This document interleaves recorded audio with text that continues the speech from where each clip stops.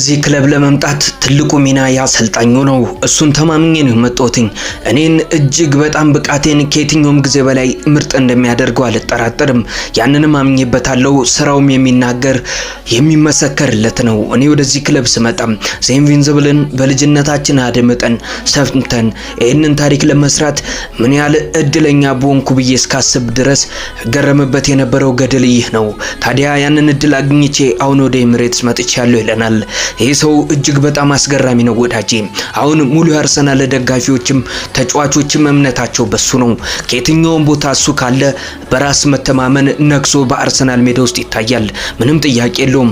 የማጥቃቱም የመከላከሉ መጀመሪያ እሱ ነው። የጀርባ አጥንት ሆኗል። አሁን አርሰናሎች በሚፈልጉበት ቦታ ሁሉ ይገኛል። ምክንያቱም እሱ እንግሊዛዊው 105 ሚሊዮን ፓውንድ ወጥቶበት ወደ ኤሚሬትስ የመጣው ዴክላን ራይስ ነው። ጸባዩን ጓደኞቹ ሲናገሩ ትንሽ አይናፋር ነው ይላሉ። ነገር ግን ሜዳ ውስጥ እግሮቹ ከየትኛውም በላይ አፍ አውጥተው የሚናገሩ እጅግ በጣም አስገራሚ ተጫዋች ነው። ምንም ጥያቄ የለውም። ጠላትም ወዳጅም የአርሰናልን የሚደግፍም የማይደግፍም ዴክላን ራይስን አለማድነቅ እጅግ በጣም አይቻልም።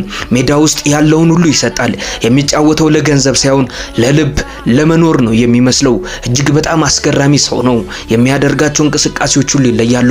ምናልባት አናውቅም፣ ዘንድሮ የፕሪሚየር ሊግን ዋንጫ የሚያገኙ ከሆነ ዴክላን ራይስ በአርሰናል ቤት ውስጥ ትልቅ ቦታ እንደሚሰጠው ምንም ጥያቄ የለኝም።